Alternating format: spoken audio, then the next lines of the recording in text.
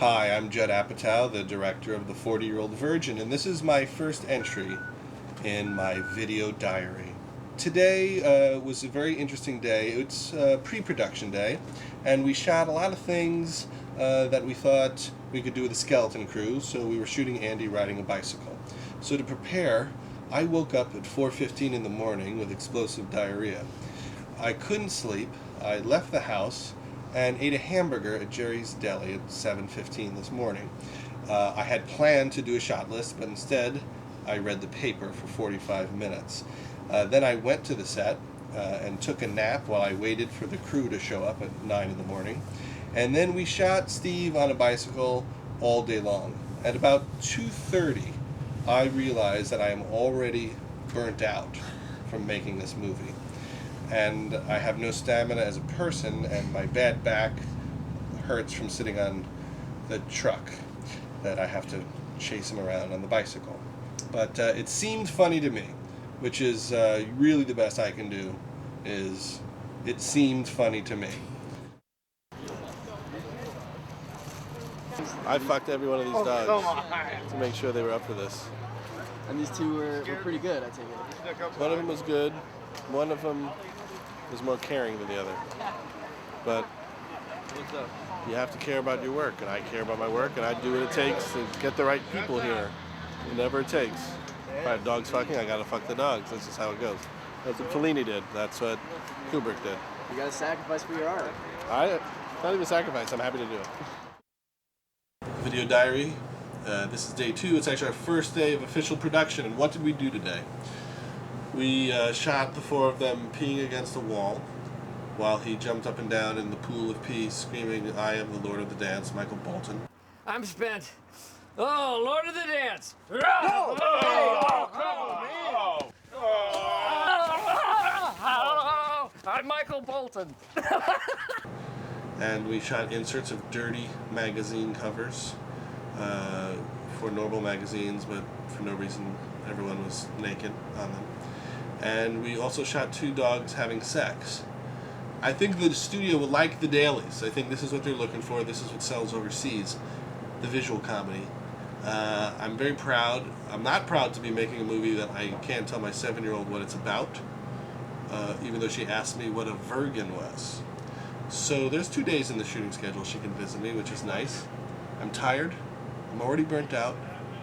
And I realize why I like being a producer better than being a director, because the producer can leave at 4 and say, if you fuck it up, I'm going to be pissed.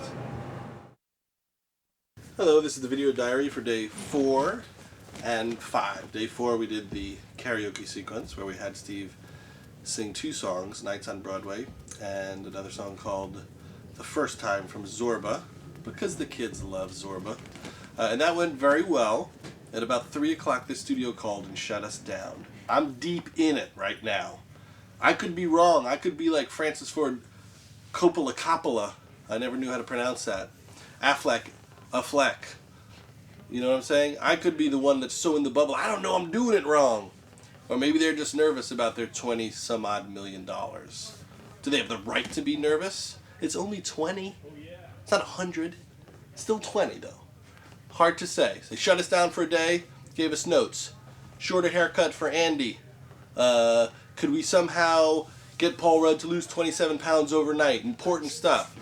Now, here's the thing.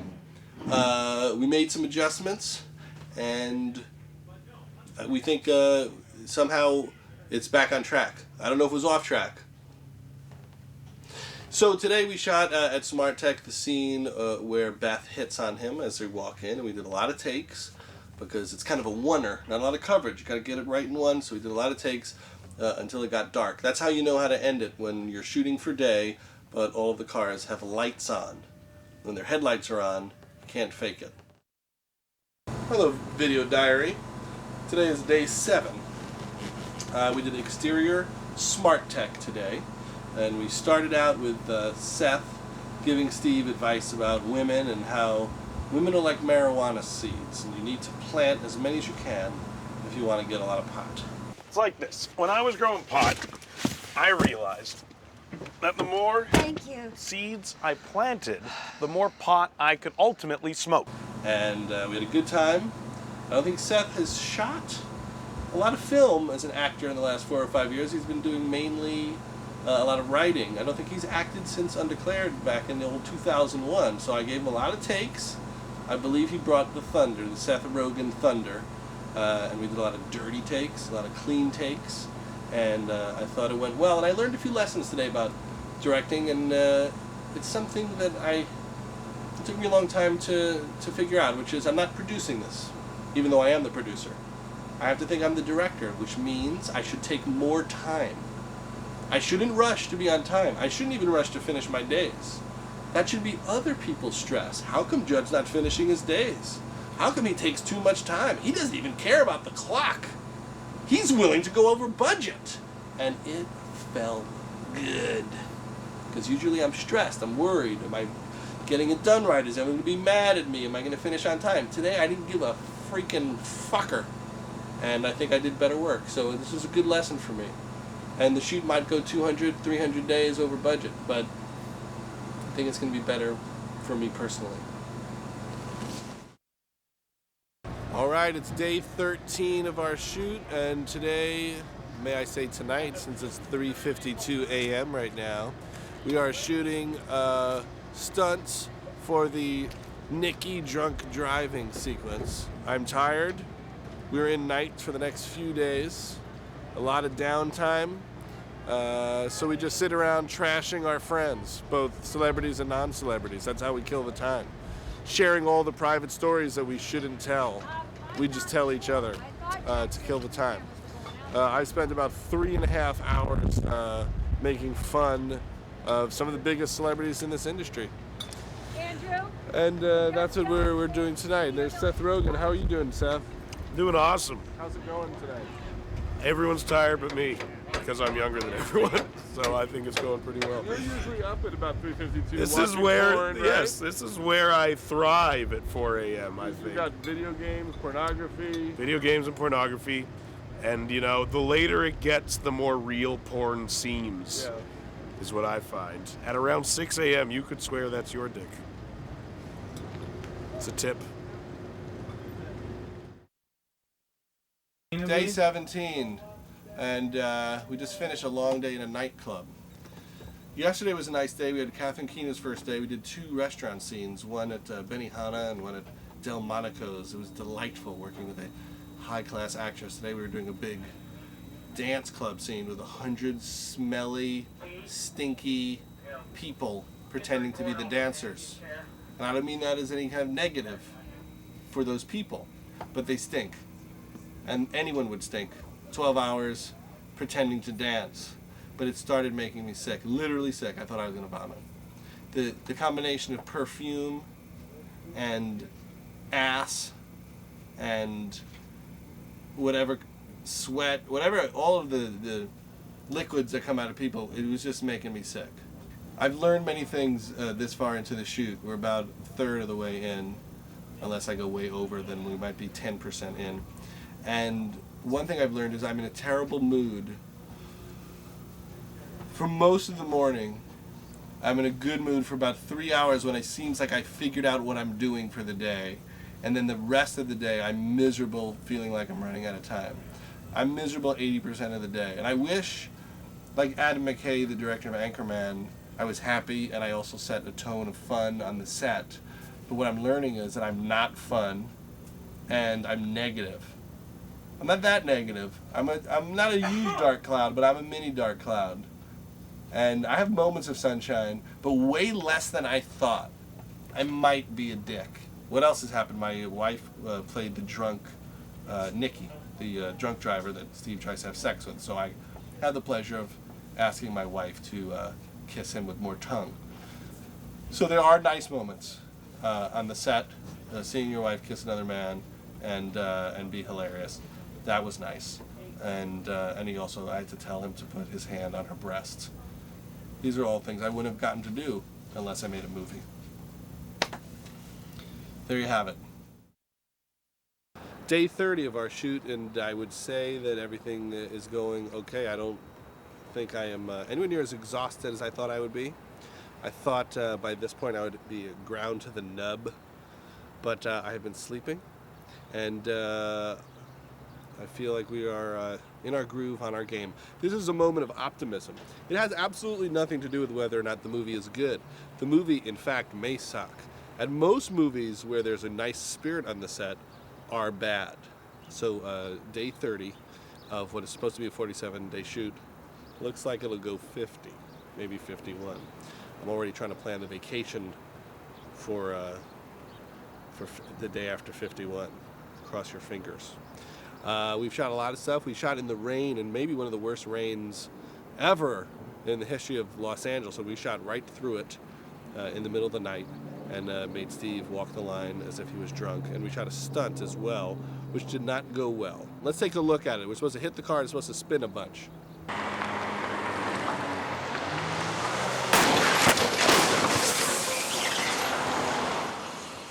Okay, that's not really what we were going for, so then we did it again. Let's take a look.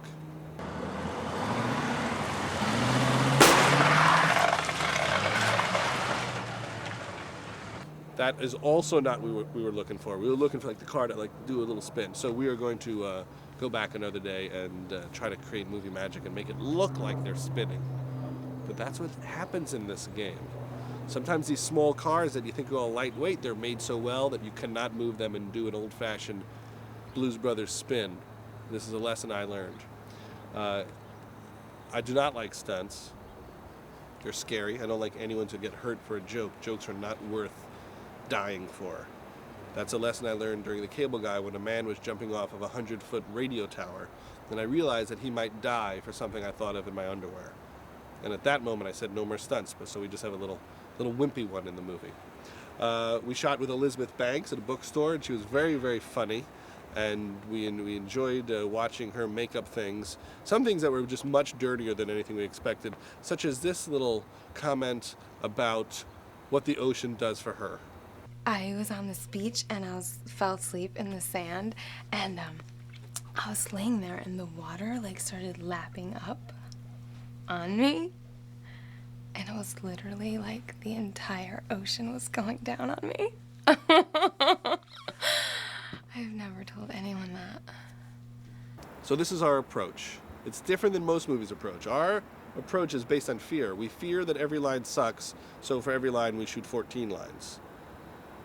That's just how I do it. It's maybe a Jewish thing. The terror of abandonment, of everyone hating me if the movie's bad, and covering my ass. I'm constantly thinking how to cover my ass. It's not really how do I make it good, it's how do I not make it bad. Not healthy, but it seems to work.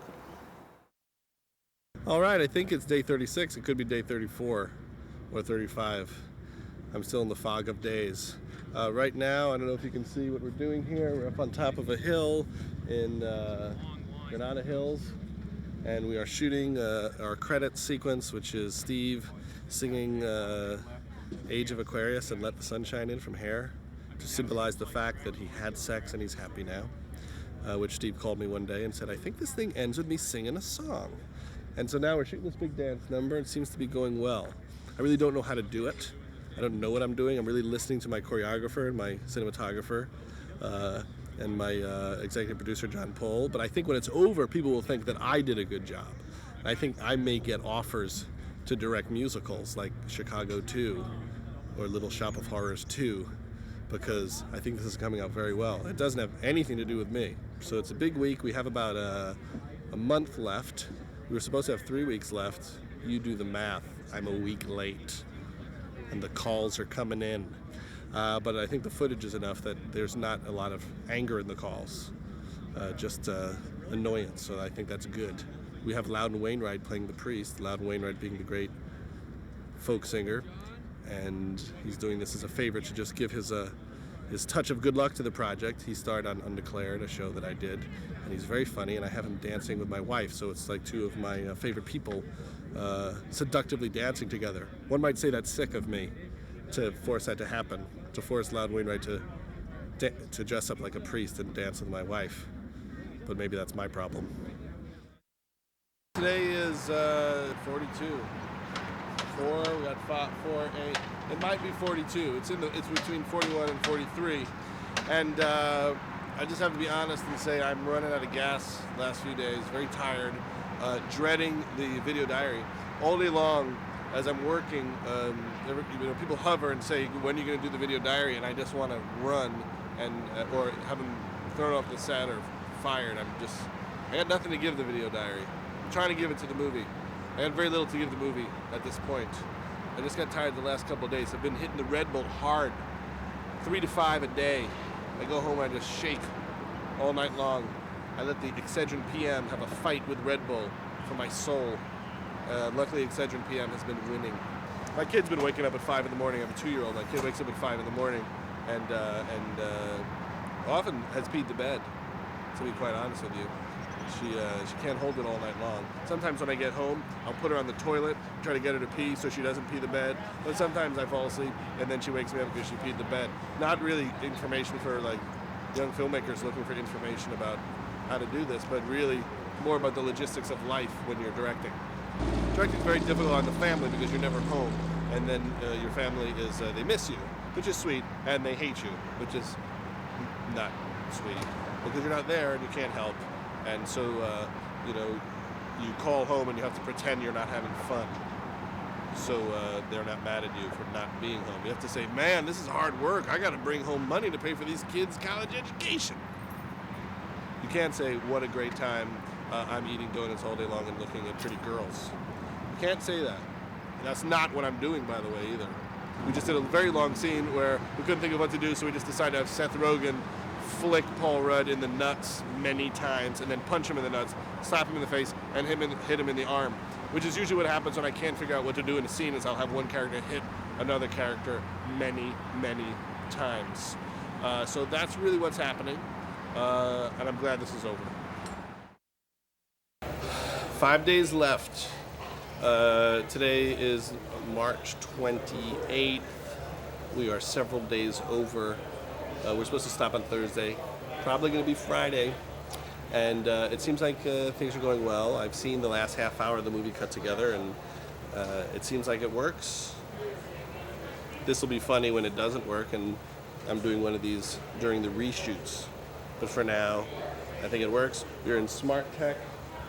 Beautiful Smart Tech. We've built a stereo store because it's hard to shoot at a real stereo store because they make a lot of money selling stereos, and then you're not allowed in because then they can't sell the stereo. So we built one. It's so nice, the work of our production designer Jackson DeGovia, that I feel bad that it isn't a store. I actually am sad that we can't sell stereos. That's how beautiful it is.